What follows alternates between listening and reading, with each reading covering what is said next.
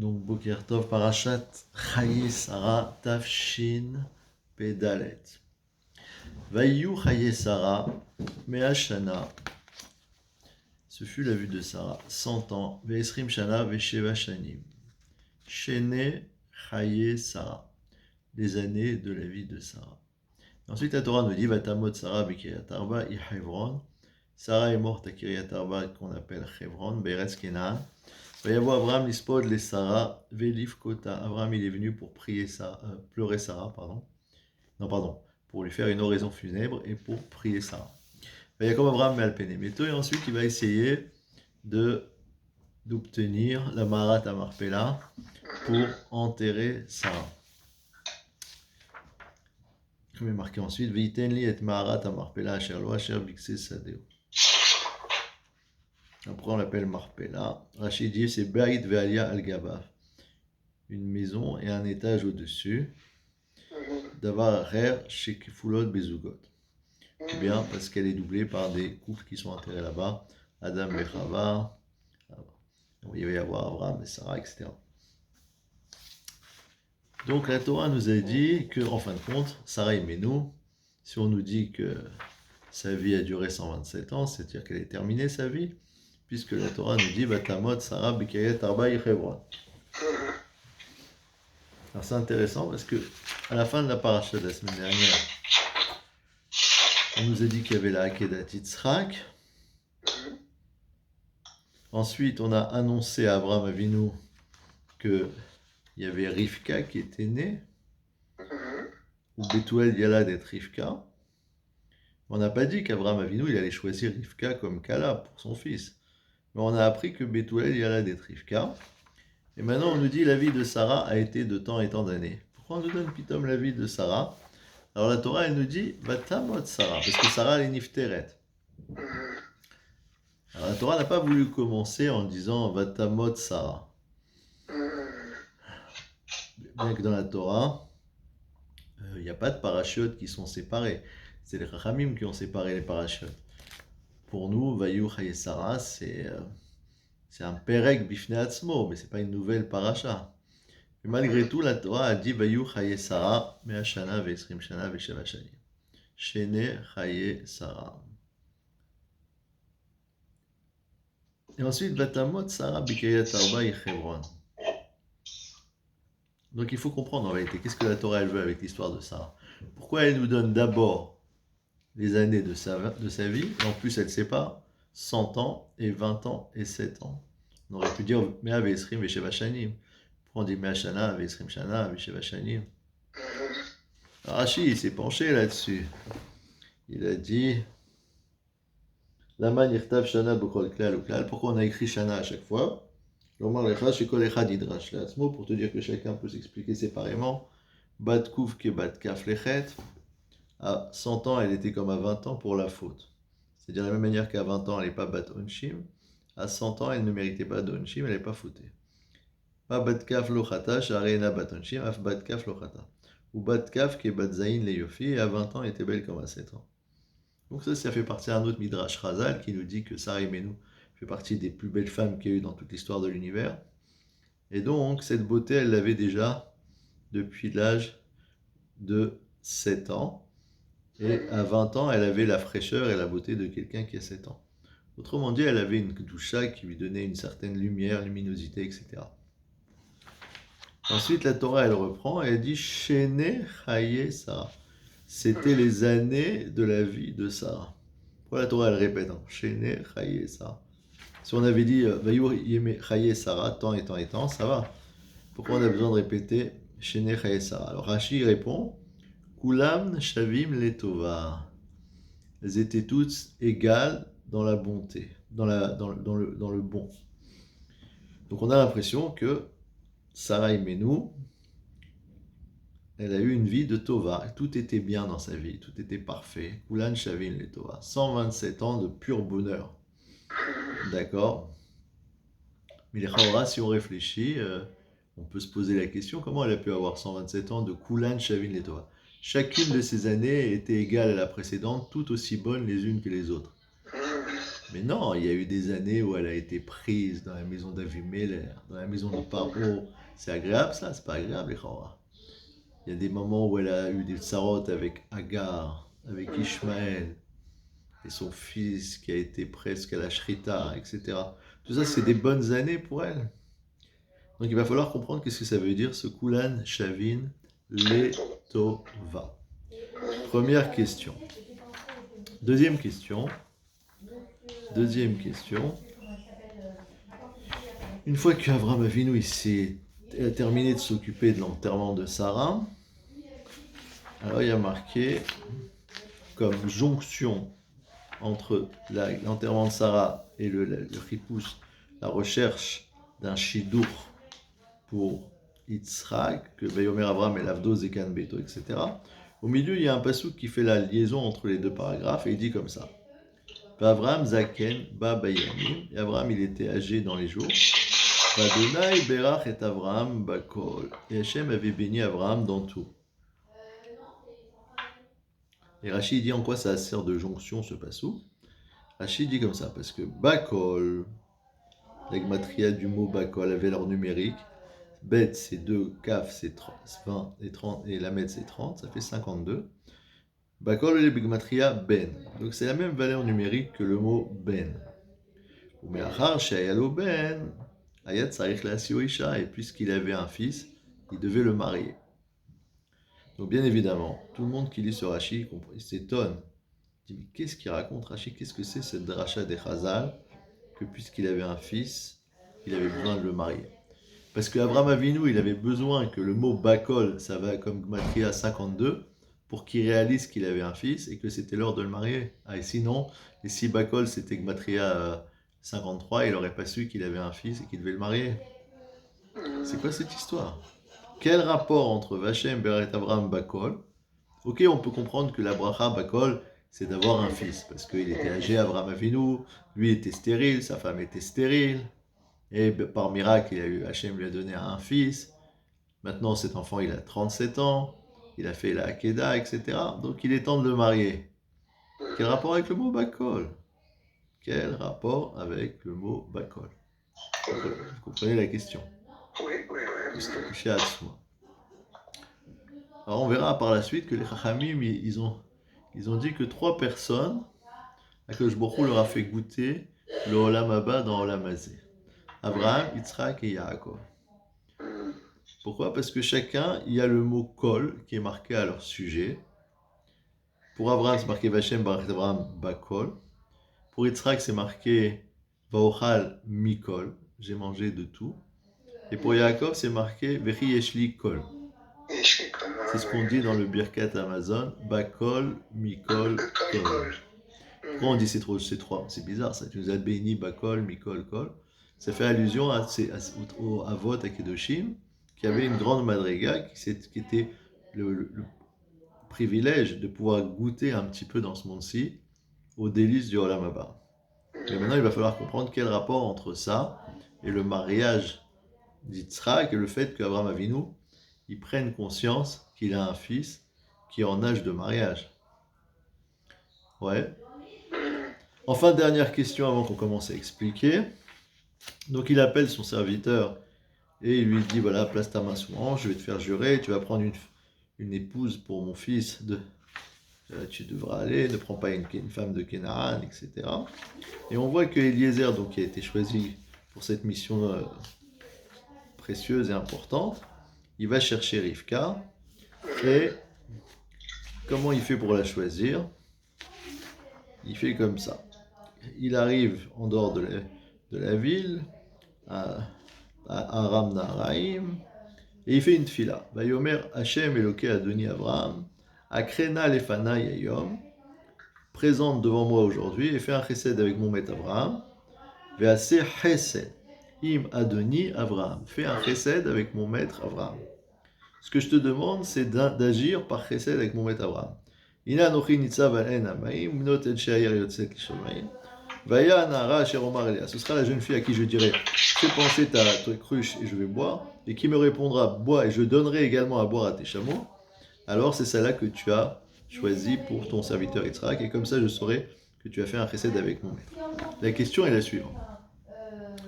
Eliezer, il a été mandaté par Abraham Avinu pour trouver une kala pour Yitzhak.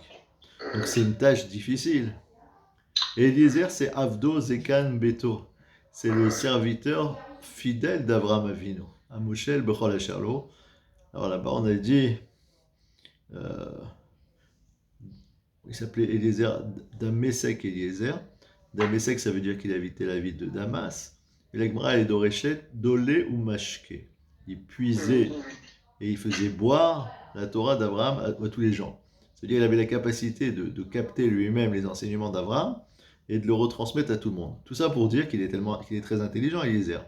D'ailleurs, le Midrash, il dit que si on voyait Eliezer, on ne savait pas si c'était Abraham ou Eliezer, tellement il lui ressemblait, non, tellement il était brillant, lumineux, etc.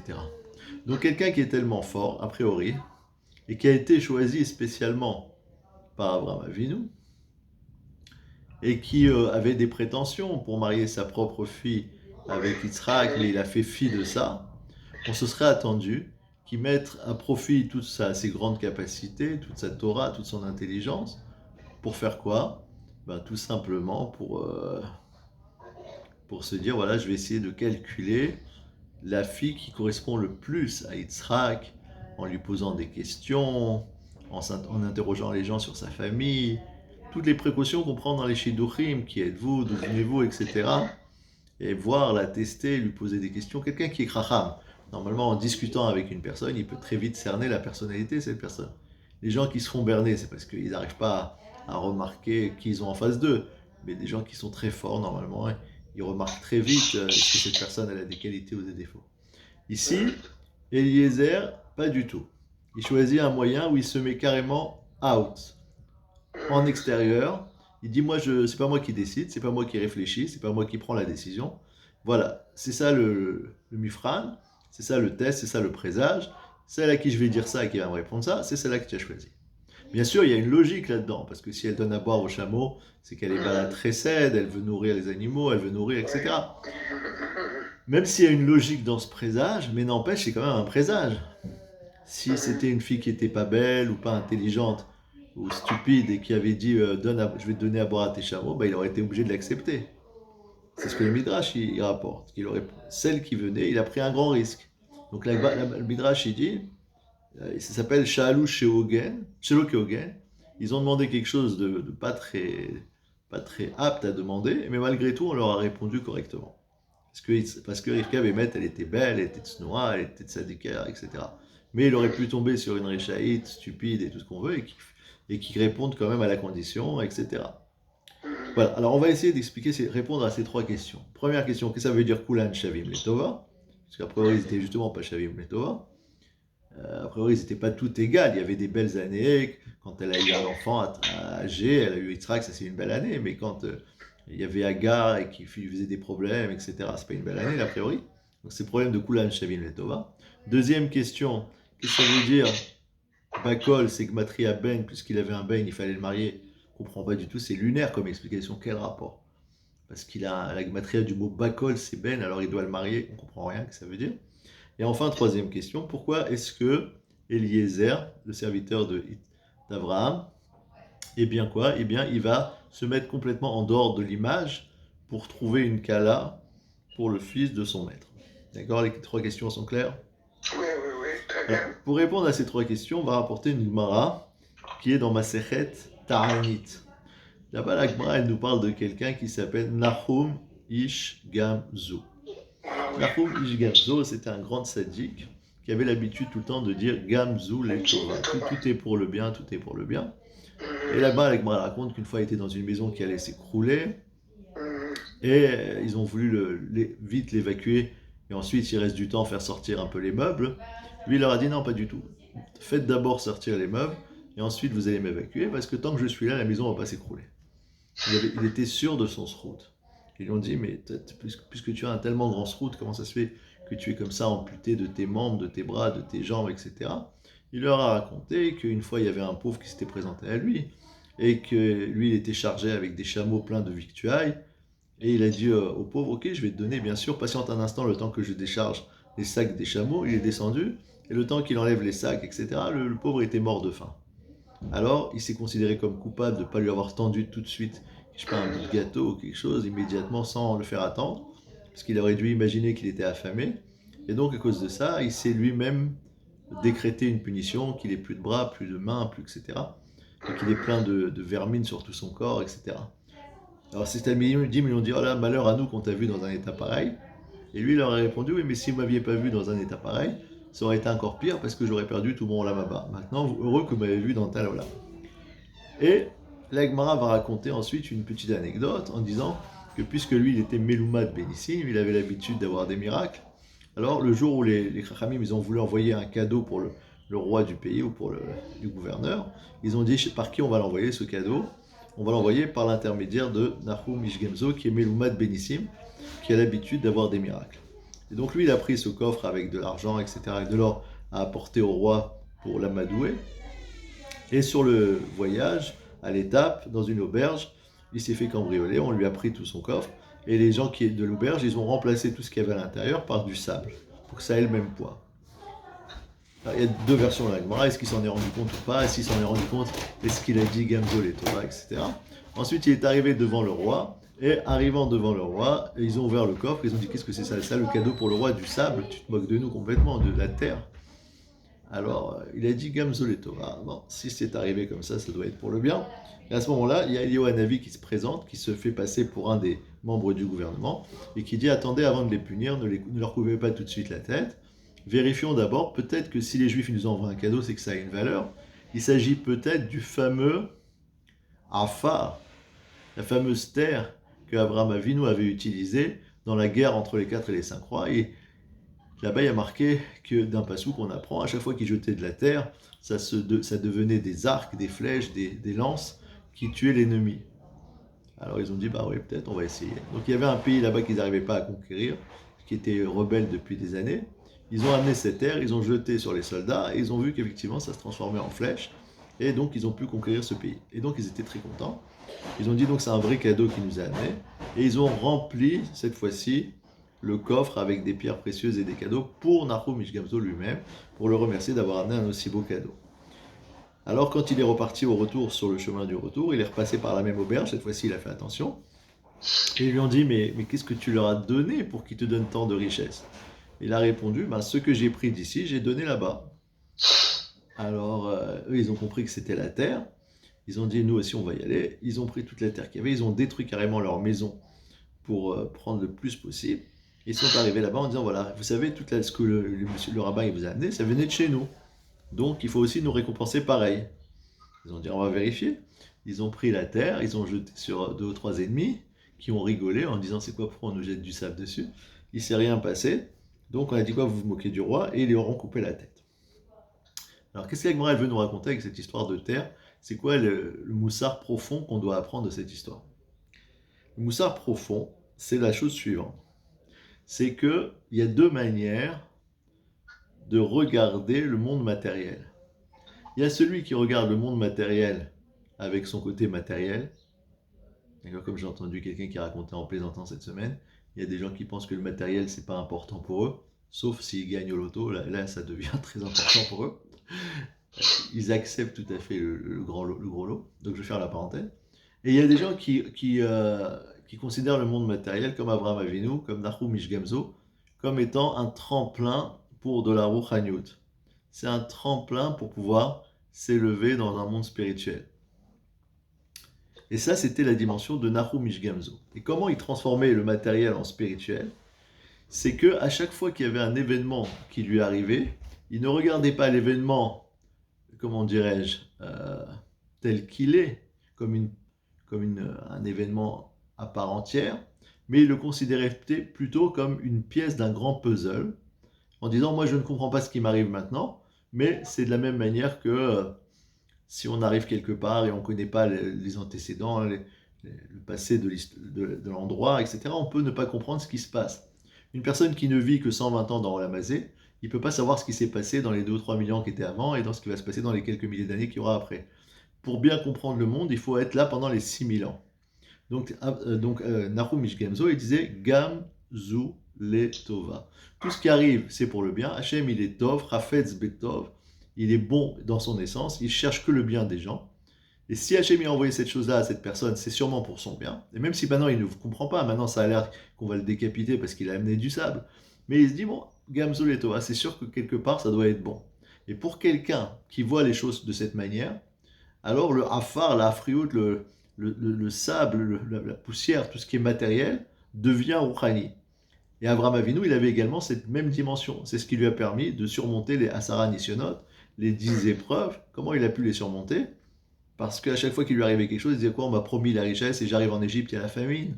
Et je dois acheter un endroit pour enterrer Sarah. Et je dois faire la Akedat Yitzhak. Non, mais c'est une sorte de Gamzoul et Tova qui disait, si Hachem me demande ceci ou me met dans telle situation, forcément il va sortir quelque chose de positif de là. Moi, la seule chose que j'ai à faire, c'est de rester intact, égal à moi-même et prêt à surmonter l'épreuve. Et donc, c'est pas étonnant que quand Avraham Avinu y jetait de la poussière et de la terre sur ses ennemis, ça se transformait en flèche et en lance. Pourquoi? Parce que le Afar, la Afriout, il était capable de le transformer en quelque chose d'élevé, de Rouhani. Donc ce que lui, il était capable de faire du matériel, un tremplin pour s'élever dans l'Olam Haba, c'est exactement ce qui se passait avec la terre, et c'est ce qui se passait. Et donc c'est pas par hasard que Eliyahu Hanavi, lorsqu'il a voulu sauver Nahum Ishgamzo, il a dû se faire passer pour un membre du gouvernement. Il n'a pas dit n'importe quel argument, non, laissez-le en vie, c'est pas grave, ça doit être une erreur ou quoi que ce soit. Il a cherché cet argument en disant peut-être c'est le Hafar d'Avraham. Parce que certainement, sous-entendu, Nahum Ishgamzo, il a cette dimension. Et donc on peut essayer de voir si la terre ne va pas avoir aussi cette propriété de faire fuir les ennemis. D'accord? Alors, une fois qu'on dit ça, on peut répondre également que Sarah Imenu, elle avait également cette capacité de comprendre que tout ce qui lui arrivait chez Avimelech, comment dirais-je, chez Paro, etc., c'est toujours quelque chose que Gamzol et Tova, ça va arriver pour le bien. Cette chose-là, elle va être bonne pour moi, etc. Et on voit que Sarah Imenu, elle englobait chacun des éléments de sa vie dans une claloute, dans une généralité en disant, non, globalement, ce sera bon. Comme on dit dans Eshet Chayil, Oz ve'adar levusha, vatishak leyom aharon. Qu'est-ce que ça veut dire vatishak leyom aharon? Ça veut dire que à chaque étape de sa vie, on ne sait pas si c'est bien ou pas bien ce qui lui arrive, mais quand c'est yom aharon, quand c'est un yom, le dernier jour de sa vie ou qui englobe toute sa vie, on voit avec le recul qu'elle a été parfaite sur tout le parcours, et donc vatishak leyom aharon. Le dernier jour, elle peut enfin rigoler, et c'est pas par hasard qu'elle a eu un enfant qui s'appelle Yitzhak, parce que c'est ça la dimension de Sarah. C'est également écrit, sauf davar, akol nishma, et Elohim yarev et mitzvotav shemo, kizé kol adam. C'est-à-dire quoi kizé kol adam? Garde les mitzvot parce que ça c'est kol. Ça c'est kol, cette dimension de kol, c'est d'englober tout en une seule chose et de dire que tout ce que Hachem il fait c'est les tova. Et on ne regarde pas chaque événement au point par point, mais on regarde les choses dans leur entité, dans leur globalité, que grâce à tout ça, il y aura un bon résultat. Et si on remarquera que le mot bakol, donc qui fait allusion à cette dimension de regarder tout dans sa claloute, dans sa globalité, bakol, on a dit, c'est la gematria ben, mais c'est également la même gematria que letova. Letova, c'est lamed, tête, c'est 9, vav, c'est 6, bet, c'est 2, et c'est 5, ça fait combien tout ça? Ça fait 52. Donc c'est la même gematria. Donc maintenant qu'on a répondu à ça, on commence à comprendre les réponses aux questions qu'on avait demandées. Quelles étaient les questions qu'on avait demandées? On avait dit, qu'est-ce que ça veut dire Kulan Shavim Letova? Letova. Letova, c'est cette dimension. Oui, parce que pour Sarah Imenu, étant donné qu'elle avait cette madriga-là, de ne pas prendre chaque élément au point par point, mais de dire non, dans leur globalité, c'est sûr qu'il va sortir quelque chose de bon de cette chose-là. Donc c'est effectivement Kulan Shavim Letova. Quand on vit avec cette madriga de Emouna, de présence d'Hachem tellement importante dans notre vie, c'est Kulan Shavim Letova. Et c'est pas par hasard qu'elle a été enterrée dans Marat à Marpella. C'est quoi Marpella? Milachon Kefel. Kefel, ça veut dire double. Double, ça veut dire quoi? Ça veut dire, ça fait allusion à Olam Hazé et à Olam Haba. Et elle, effectivement, elle était rattachée à une dimension de Olam Hazé et de Olam Haba. D'ailleurs, dans la paracha, c'est marqué qu'il a enterré Avraham Avinu à Sadeh Asher Ba Marpella. Le champ qui est dans le Marpella. Mais les Chaora, c'est le contraire normalement. On aurait dû dire la grotte qui est dans le champ. C'est pas le champ qui est dans la grotte. Ça veut dire Asadeh Asher Bamarpela. Et d'après ce qu'on est en train d'expliquer, si on dit que Sadeh c'est tout ce qui est la terre, tout ce qui est le Afar, etc., pour les autres personnes, alors toute la grotte, elle se trouve dans le champ, tout se trouve dans la Geshmiout. Mais, tandis que pour Sarah Imenu, c'est le contraire. C'est le champ qui est dans la grotte, c'est la Afriout, c'est la terre qui se trouve dans la dimension d'Olamaba. Parce que elle a tout transformé en Olamaba. Donc c'est Asadeh Asher Bamarpela. Même la Geshmiout, elle se trouve déjà dans une dimension d'Olamaba. C'est pour ça qu'on a dit Asadeh Asher Bamarpela. Et ça nous permet également de répondre pourquoi Abraham Avinu, quand il est arrivé à cette histoire de marier son fils, on avait dit Bachem Barach et Abraham Bakol Oleg Matria Ben. Il y a besoin de ça pour se rendre compte qu'il a un fils et qu'il doit le marier. Réponse non, mais Abraham Avinu, comme il était dans cette clalou, dans cette globalité, il s'est dit maintenant qu'il y a eu la Hakeda et que Yitzhak Avinu, que Yitzhak son fils, il était prêt à donner toute sa personne pour la Hakeda Yitzhak. Il a dit maintenant, il est vraiment mon fils, parce qu'il a atteint cette même madriga là de tout donner pour Hachem, de se rendre compte que tout est dans sa globalité offert à Hachem. Donc Bakol Oleg Batria Ben, il a dit maintenant c'est vraiment mon fils, il a atteint cette madriga, donc c'est le moment de lui trouver une épouse qui va l'aider à compléter cette madriga, comme Sarah Imenu avait cette madriga et m'aider à la compléter. Donc il fallait remplacer quelque part Sarah et lui donner Rivka à la place.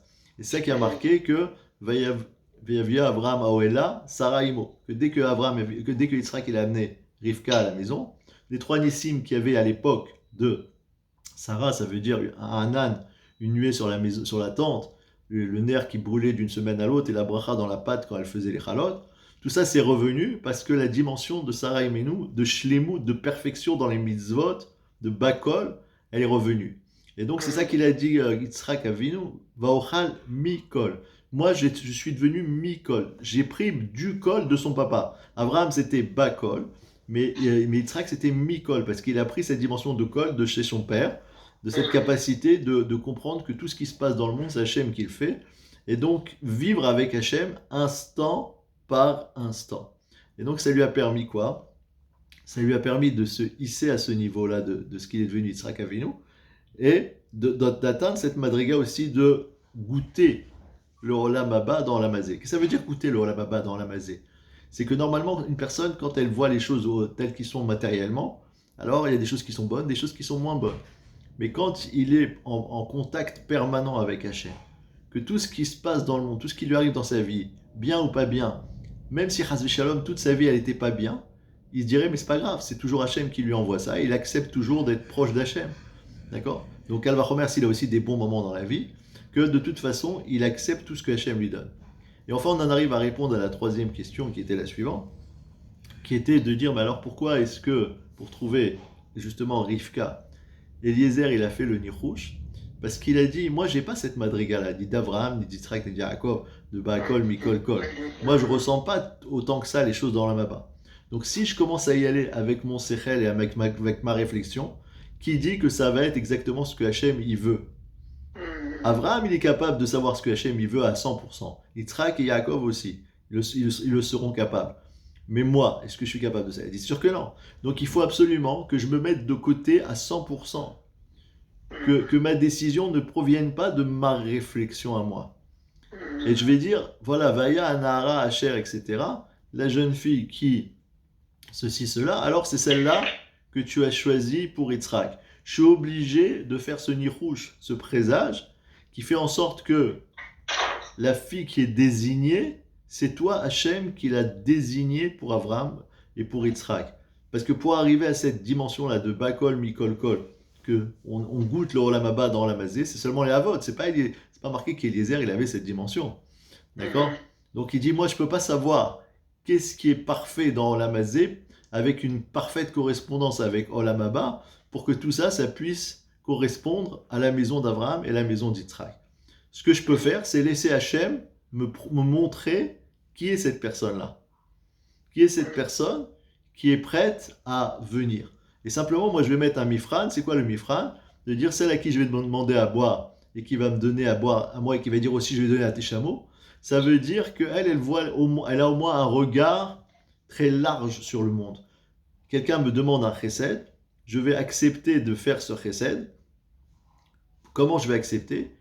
Parce que je pense que je vois son problème, je comprends ce qui lui arrive, et donc je sais qu'il a besoin de boire maintenant, je vais lui amener à boire. Et si maintenant il est fatigué de son chemin et c'est difficile pour lui d'abreuver les chameaux, moi je suis frais, je peux le faire à sa place, et je vais donner à boire aux chameaux. Cette vision-là, c'est une vision large qui englobe quelque part déjà une petite dimension dans la Maba. Parce que quand on fait du chesed, ça prouve qu'on est capable de se mettre complètement à l'extérieur de tout problème et de s'attacher tellement à Hachem que toutes ces créatures, on a envie de leur faire du recette comme Hachem il fait du recette à toute la création. Donc il s'est dit, moi je suis peut-être pas au niveau de Bakol Mikol Kol, mais je demanderai à Rivka de faire un acte qui est symbolique, qui est un échantillon un tout petit peu de cette dimension-là. Et si elle a un tout petit peu d'échantillon parce qu'elle est déjà Baalat Chesed, je saurai que Hachem a décidé de m'envoyer cette personne pour la maison d'Yitzhak et pour la maison d'Abraham. Donc voilà, on a répondu à 3. Kulan Shavim Letova, parce que justement elle était capable d'englober la dimension de Olam Haba. Ensuite, Bakol Mikol Kol. Pourquoi il a dit Bakol Gmatria Ben? Parce qu'effectivement, c'est ça le moment de marier Yitzhak. C'est quand on arrive à cette klalout, quand on arrive à ne pas regarder les événements au point par point, mais de se rendre compte que ça vient d'Hachem. Alors là, on peut arriver à la dimension du Shidur d'Yitzhak. Une dimension où on va donner à Yitzhak la possibilité d'arriver à une perfection dans ce niveau-là, en ayant lui aussi une épouse qui, comme Sarah Imenu, avait cette dimension-là. Et donc, maintenant qu'il a un enfant qui correspond à cette madrigal de Bakol comme son père, c'est le moment idéal pour lui donner l'occasion de se parfaire et de rentrer dans le mariage pour avoir une épouse qui est comme Sarah, qui est elle aussi parfaite dans cette dimension de Marpella quelque part, qui lui aussi, Yitzhak et Rivka, ils seront aussi enterrés dans Marata Marpella, parce que aussi ils atteindront ce kefel, ce double olam, parce que dans le mot Marpella, il y a le kefel he. Kefel he, dans le nom d'Hachem, il y a le yud, ke, vav, ke, il y a 2 fois la lettre he. La première lettre he, elle fait allusion au Olam Haba, la deuxième, elle fait allusion au Olam Hazé. Et donc, quand une personne, elle réussit à faire entrer un monde dans l'autre, alors on l'appelle Marpella. Et enfin, on comprend pourquoi, hein, comment dirais-je, Eliezer, il a fait un nirouche pour se sortir entièrement de tout intérêt personnel ou de toute réflexion qui viendrait de son cerveau, de sa personne, qui ne serait pas forcément suffisamment loin du matériel, mais plutôt laisser Hachem arriver à donner un élément de décision pour que Yitzhak il ait sa kala. Voilà, donc ça c'est ce qu'on voulait dire une première partie, et Shabbat Shalom.